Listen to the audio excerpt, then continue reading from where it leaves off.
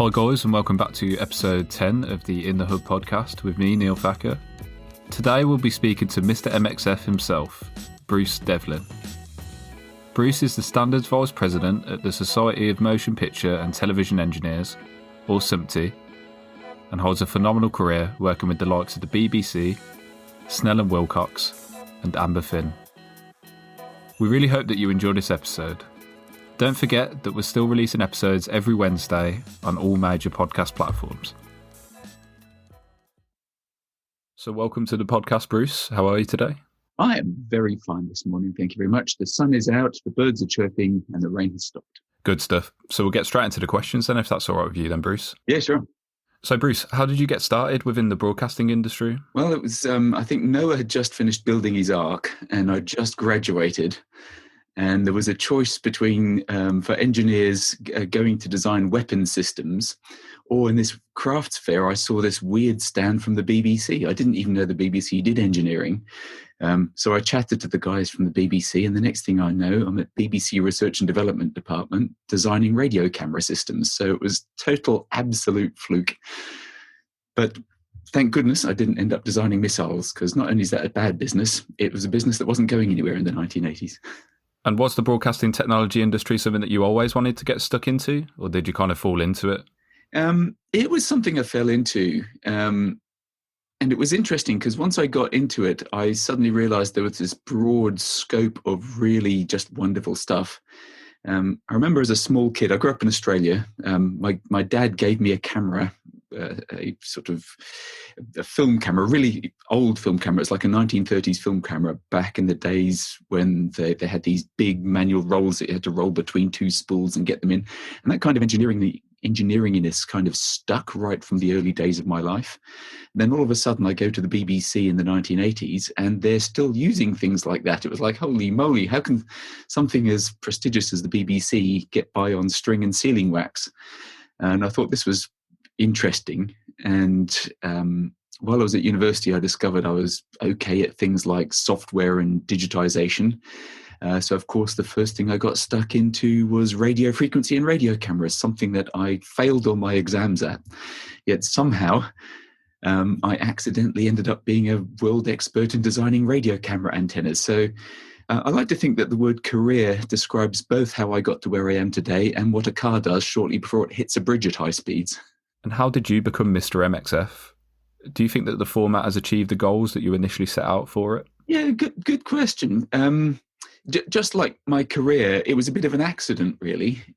When I left the BBC, I went off to go and live in France, and I was working at a place called Le Laboratoire Électronique de Rennes. I showed up thinking I could speak French, discovered very rapidly that I couldn't, and ended up running a chip design team and learning French so I could communicate with the natives at the same time. So it was an interesting and challenging time.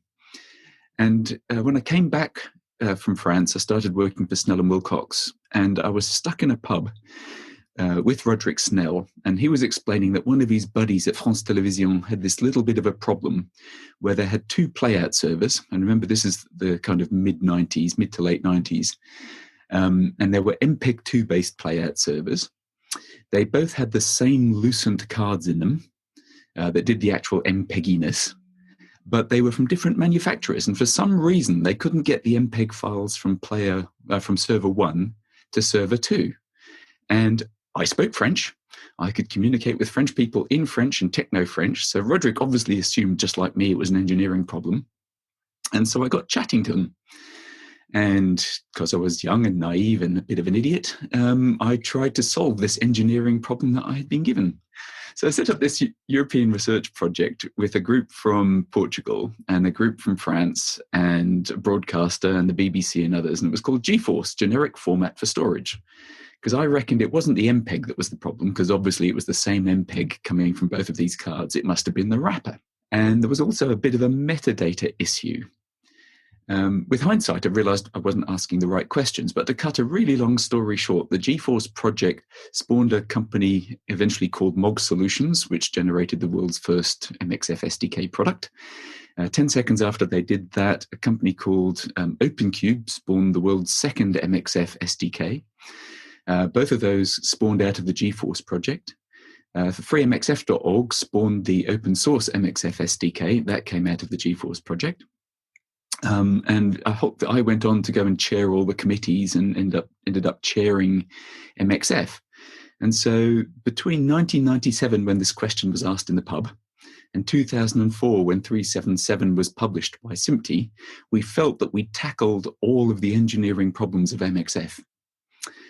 And about a year later, when I really got into the business of how servers really work and the actual business problem that's trying to be sorted, it was only then that I figured out that the reason why you couldn't move a file from server A to server B was there was no business reason for it to happen, because server A was the long-form playout server for programs, and server B was the short-form advert server, which is, at the time, a complete demarcation of the businesses so that the different control systems, which are actually the biggest problem of the day, could be completely different for the promos and the long form.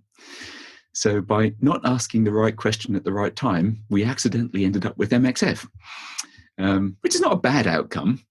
But it's interesting that one of the things personally that came out of that was now starting to ask a lot of really hard questions at the beginning of every project I get involved in, to try and make certain that we're solving the real problem and not creating some very, very useful, huge common monster, which actually, if I'd asked the right questions, we probably wouldn't have ended up with MXF, because there would have been no drive to fix this engineering project problem. That was an interesting journey. And it all started in the pub, Bruce. And I think if I remember the pubs along the way, I think every month there was probably a little dot on that, on that breadcrumb trail in a pub somewhere. And for the people who maybe don't know as much about the Society of Motion Picture and Television Engineers, or SMPTE, could you give us a brief explanation of the society and their role within our industry?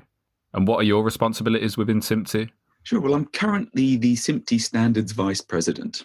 Now, SMPTE itself celebrated its 100th birthday a little while back, so we've been around for a very long time. And the society was originally put together to standardize film formats, because the American military was making training movies about how all their stuff worked. But they figured out if one camera hand cranked at 16 RPM on 35mm film was then sent to the other side of the country that was machine cranked at 26 RPM on, I don't know, 2-inch film, there was a certain incompatibility. So they started off with trying to solve that problem. And pretty much SMPTE's been involved in every single one of those broadcasty and cinema kind of issues ever since.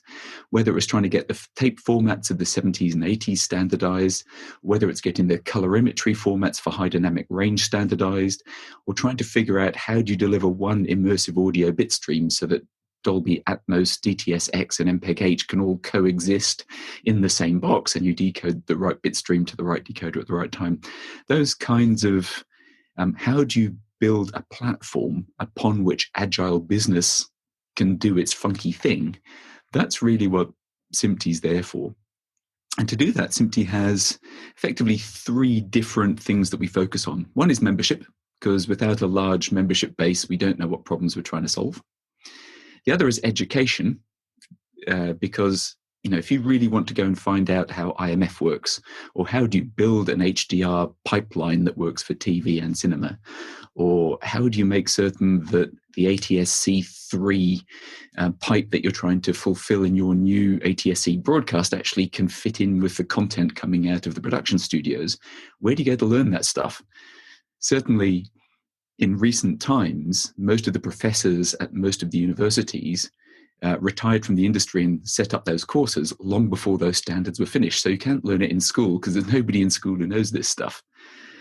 You could go to a single manufacturer and trust that they're giving you completely unbiased information that is completely open, or you might believe they're trying to sell you a product.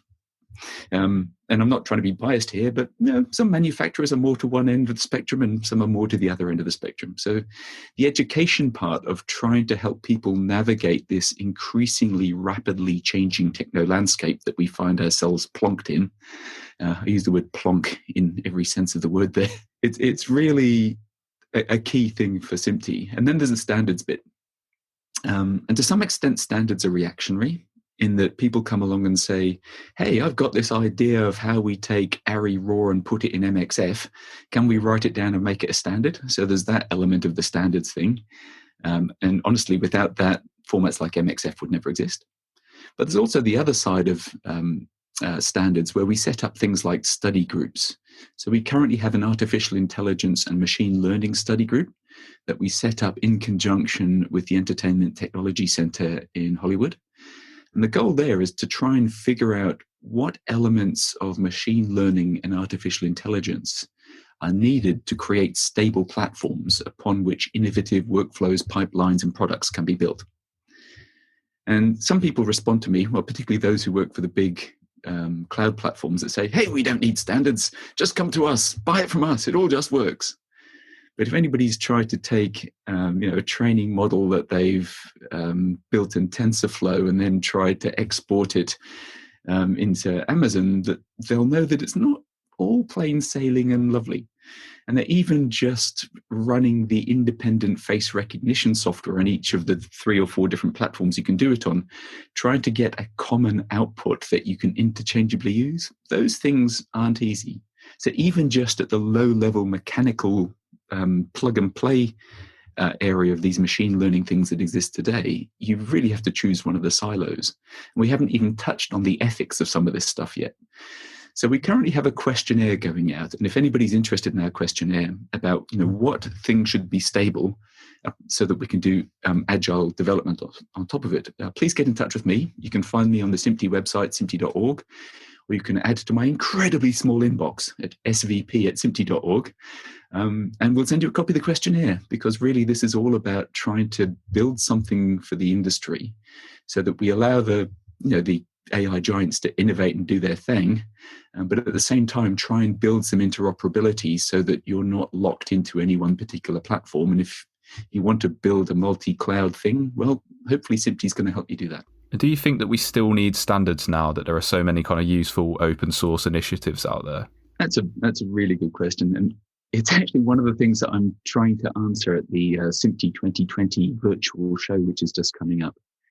In that presentation, I talk a little bit about the stability of standards. So if you think about the deep history of media and getting that out to the general public, and we started about 400 AD, and I'm going to be specifically European here. Back in about 400 AD, multimedia broadcasting was pretty much monks drawing wonderful books by hand. And you were limited by the number of monks you could get into a room and feed them with nourishing brain food so that they could produce the books as quickly enough. Then in about the 1400s, 1,000 years later, we invented the press. Well, actually, I think we stole it from Asia, but according to the Europeans, either in Germany or Britain, a press got invented, and then we could publish stuff much faster. And that lasted about 400 years until we got photography and we could find chemical ways of reproducing stuff. And that lasted about 100 years until some Italian guy discovered he could speak to America via the radio waves. And that got stuff out much, much faster. Then about 30 years later, we could then do TV. And then about 20 years later, we could do color TV. And then about 10 years later, we could do digital TV. And then 5 years later, we could do it. So there's this exponentially contracting window until we arrive today in 2020. Let me check my watch. It is still 2020. The world hasn't ended. We can pretty much do anything you can think of, providing you've got enough compute money and resources to throw at it. If today you suddenly invented a duck synthesis algorithm that was made a more realistic duck than anybody else, nobody would doubt you could do it. You just had to put enough AI and machine learning on duck pictures until you got something that was the perfect hybrid between a mallard and a Donald Trump figurine or whatever it is that your perfect duck looks like. So do we really need standards? With that argument, you'd think no. But actually, as I just said, because you can invent so fast, if total chaos just is left to run to its own ends, then actually we'll end up with 100 different control systems for the 1,000 different playout systems that we're going to have. Each OTT system is going to be different. And actually you end up that the return on your engineering investment is going down and down and down because you have to invent every step of the way, even if you're just plugging together standard open source bits. So that ultimate route of ultimate choice doesn't sound very good. And if you look at it the other way and you look at open source projects, you build a lot of products yourself, so I'm sure you've got some open source in there. Yeah. And everyone's come across the case where a big open source project suddenly has a philosophical problem at the heart of its governance. And actually, if you look at open source projects, a lot of them have to go and pick and choose their governance strategy to make certain that they become big enough and stable enough to employ enough people so that they have continuity of ideas within that open source. And when it does go wrong and the governance breaks down, often you have a big fork, and then you're left to decide, if we go back in time, Netscape or Mozilla, for example. OpenSSL, brand new project spun off to patch Heartbleed, or stick with the original OpenSSL and hope that Heartbleed gets fixed and there's not one other 0 day that leaves the world open to all of your secrets suddenly being published on the internet. And in a way, the standards organizations are there to handle these fork problems, in that our due process methodologies are there to allow us to get people who have fundamental philosophic and financial difference of interests, get them in the same room and try to come to a compromise without people killing each other, such that countries and huge organizations, be they healthcare systems or broadcasting systems, can actually say, yeah, let's go MXF. It may not be as smart and funky as this new project that appeared on open source, but it's there to exist and it's there to survive, and big multi-billion dollar organizations have compromised on it. Therefore, there's got to be something about it that you think might have the legs. And because it doesn't define everything, you can then build agile solutions to problems on top of this big sort of platform. So I personally believe that there is a wonderful future for standards. Not everything needs to be standardized. And just to pick one simple example from something that we've done recently in SMPTE is we've worked with Mesa to try and build a standardized vocabulary for what language codes you need when you're putting out, for example, an Australian English variant of a particular movie or a particular title. Now, that may not seem too difficult, but when you start going into, say, Mongolian or some of the Chinese dialects, actually there it's quite difficult to choose which version of Chinese you want to label the audio, the subtitles, and the director's narrative with. If you're an English speaker, you've got no chance. But likewise, the Chinese people trying to decide between Australian English and Canadian English, does it matter? Well, it probably does if you're trying to hit those markets with your content. So to try and put some reference out there that people can just choose to try and help the market rather than hinder the market, I think standards for documents and standards for data, I think there's a limited need for them. And I want SMPTE to be right up there at the front, trying to blaze that trail for when a standard's needed. We want to be able to do it quickly. And is there any part of you that believes we'll eventually see one standardised, one-size-fits-all format for media files across both production and delivery? I can answer that very simply with a once upon a time question. Now, I've spent a lot of time working with the German public service broadcasters. I love them all. They've got a really great ethic about how Germany fits together. And we once did an experiment with the Institute for Rundfunktechnik a little while ago, where we were trying to find the one-size-fits-all metadata standard to describe a TV program so that we could put that in an XF.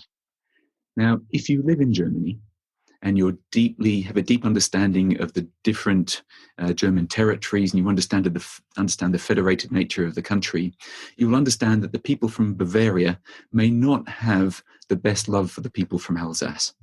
I mean, it's fine.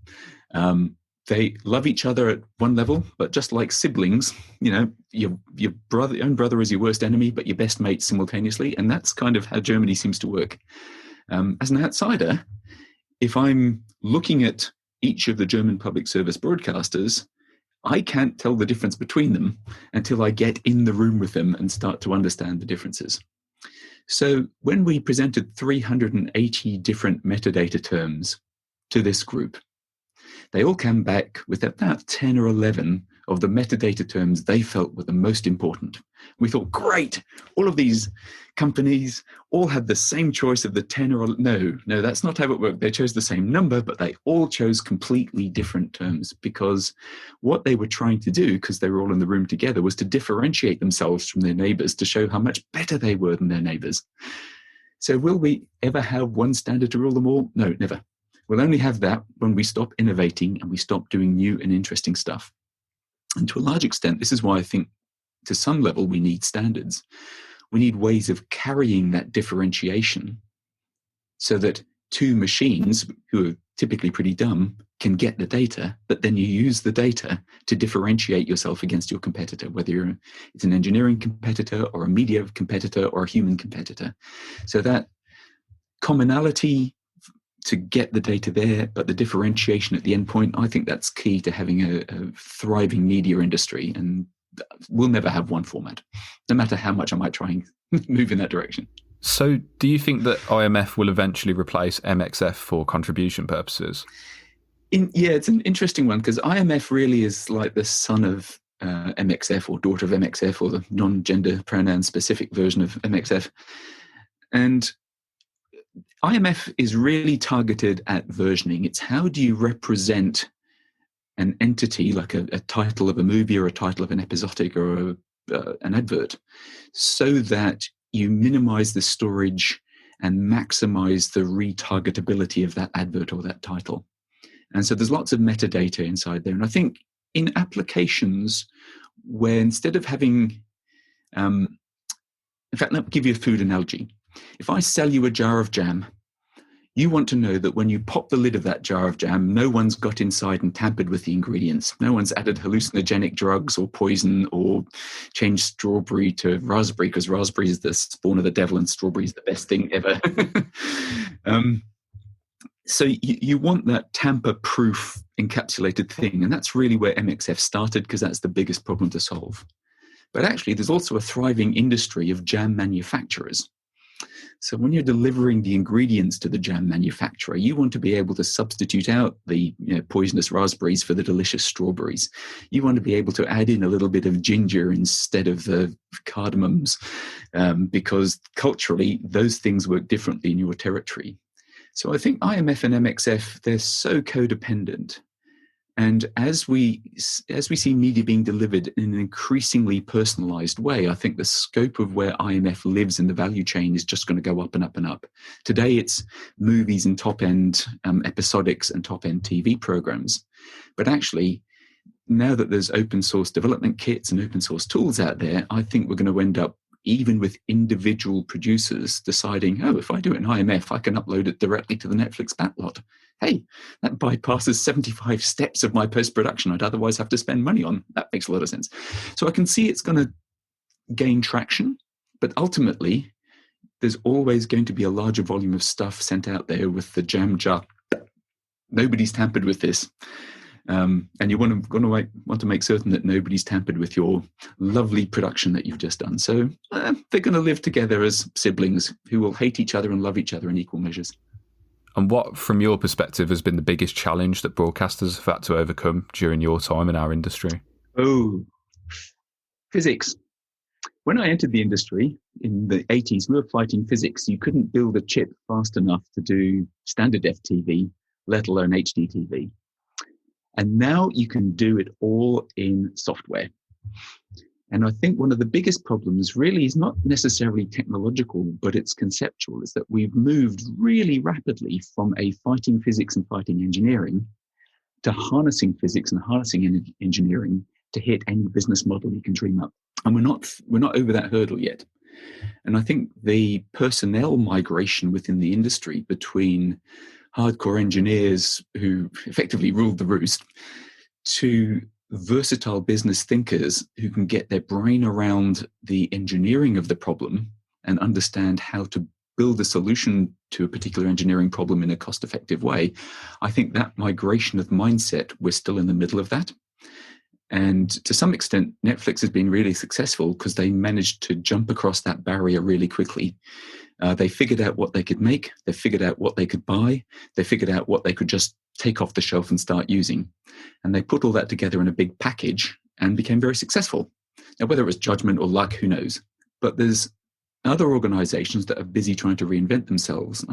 I don't know the answers, but I watch with interesting fascination about how the BBC is reinventing itself. They've gone from a heavily engineering-based society in the 80s when I joined them to basically a commissioner of content that gets culturally delivered.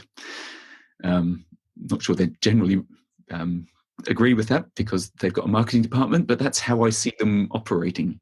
And I think that's a really interesting development, because if they continue down that route, so I'm in the UK, I think they'll probably survive. And when I look at the equivalent in the US and I see how, the PBSs and other public service broadcasters around the world are trying to reinvent themselves, I think we're going to see an increasingly cultural spin on those different business models, because primarily they have to represent the culture in which that they're broadcasting. So the commonality of engineering, I think, will start to dissipate, and you're going to start to see a lot of broadcasters really becoming very local, in inverted commas, to the countries in which they currently broadcast, and change their methodologies to the way that people live in those countries. Just because you can, and that's because that's what the people want to watch. So I think we're in a really interesting, disruptive time, not necessarily from an engineering point of view, although that is true, but also from the culture of mass broadcast and mass cinema. I think it's going to be really interesting over the next decade. And again, I hate to bring it up, but how has COVID-19 impacted the work you do, either with SMPTE or Mr. MXF? Oh, it's been massive. I mean, as probably anyone listening to this knows, productions have more or less stopped in their tracks. Mining archives has become the thing. So from my perspective, if you're going to mine an archive, you need an intermediate like IMF to try and make it work. So I've been lucky that I've had a big choice of business to pick up on, and people trying to implement IMF in a real panic to try and get stuff out there. SMPTE is an interesting one. We've had to move all of our meetings virtually, and SMPTE's really relied on face-to-face meetings and piggybacking off IBC and NAB. So with those vanishing overnight, we've had to reinvent ourselves. Anybody who's watched the website recently will see that we've just put out some new logos, we've put out some new branding, we're reimagining the way that the organization will fit together. And I've been trying really hard within SMPTE to try and get people to think global and not just American. And I'm hoping that will start to ripple out. So it's been really dramatic. And one thing that I've noticed that's really interesting is that companies, whether they're vendors or whether they're creators of content, who are already cloud aware, cloud ready, and not necessarily cloud native, but going towards a cloud first methodology, they were struck less hard by COVID than those that were saying, oh, I've got till next year or the year after, I'll still carry on the way that I'm doing at the moment. I can still send my engineers into the office to go and change the tape in the tape backup machine. So I've had some private, interesting CCTV footage sent to me from around the world of people going in virtually in hazmat suits in the early days of COVID to change tapes or to turn servers back on again to get them working. So it's been very interesting to see even how some very high-tech companies were just blindsided by the whole lockdown thing, and how even though they thought they were cloudy, they really weren't. I'm lucky that Mr. MXF is tiny enough that if I wasn't cloud first, I wouldn't exist. So I've been okay. But it's a very, very interesting and challenging environment to work in. And yes, there's some facilities being put out by SMPTE. So have a look at the SMPTE website, those who are struggling in this area. And if anybody wants to drop me an email for some top tips, I'm going to put out a series called Bruce's Shorts relatively soon. My COVID work has paused it a little bit. It was supposed to be out by now, but I've got 10 or 12 episodes about how to go cloud, how to handle things like diversity of workforce to try and help yourself be COVID immune. So those will be coming out relatively soon, and they're all 3.5 minutes. So if anybody finds that they need an episode like that putting out, let me know the subject, and I'll go and find some students to kind of help me put it together. So education for the masses. Let's make it happen. And if you could deliver a message to yourself 10 years ago to prepare yourself for the next decade in broadcasting, what would you tell yourself? To anybody who's a bit engineering-y, read the biography of Hiroshi Toyoda, who created the Toyota company. When I started running Amberfin, which is a big transcode company, I inadvertently stumbled across him and figured that some of the successful things that I did, actually he'd invented back in the 1890s. And the biggest one is the 5 whys. When you stumble across anything where somebody is so passionate and enthusiastic about it, be that annoying 3-year-old that asks why 5 times in a row. And if the person can quickly and actively respond to the 5 whys in series, then you know they've thought it through and they're probably right. But if they stumble at why number 3 or why number 4, then they've missed something. So if I'd asked myself why 5 times back when I was trying to do MXF back in those early days, I would have figured out much, much earlier than I actually did that I was trying to solve a business problem with technology and not a business problem by using technology. So it was an application of technology I should have been doing, but I got lucky. I stumbled across something that was pretty good regardless. But luck is not necessarily a very good strategy for building a successful business. So yeah, my advice would be ask why 5 times before committing your lifetime to a particular avenue. And in one word, what can we expect for the future of broadcasting technology from your perspective? Disruption. And I'm just going to explain that a little bit. So Jeff Rossiker at the Devoncroft seminar at NAB 2019 sat there and said, we're in a period of continuous disruption. There will be no more ruption. And I found that just hilarious, mostly because there's no such word as ruption, but also surely continuous disruption is indistinguishable from chaos. And I spent the next 3 minutes trying to figure out what that meant, but he's absolutely right. Anything you can think of, you can build in software. Therefore, somebody who you've not been paying attention to is going to build something that you don't expect every year from now until the day I retire. So just to finish on Bruce, is there any exciting news or projects that you've got in the pipeline? Yes, there is actually. So I set up a project a little while ago called the IMF Registration API. As a result of that work, quite a few people implemented it. So we now have an API where MANs and IMF devices can now exchange information about where stuff is. So if you're a transcoder or a processor and you need to do an IMF project, but you don't know where the stuff is, which blobs or which S3 buckets it's on, this registration API allows you to do it. Recently, the Open Services Alliance for Media picked it up and said, hey, we should put this into SMPTE. So in a kind of self-fulfilling way, I put it into SMPTE myself, and because of conflict of interest, I couldn't be the SVP for this project, so somebody else was being SVP. So we're now standardizing this registration API in the hope that we'll see more IMF clients doing funky things with IMF that are beyond anything that I could ever have imagined, because my imagination isn't quite as scary as some of the young folks in the industry now who literally terrify me. So hoping that we're going to put this through SMPTE's new process called Public CD, where it will be available on the SMPTE website for free so that you can just download all the schemas and the documentation and the reference stuff before Christmas. And hopefully we'll see some interesting uses of this API starting to appear so that we get a little bit more IMF open source out there that's more application-based rather than theoretical core-based. So I'm really looking forward to seeing what people do with that. And that's hopefully going to spawn some interesting application projects for 2021.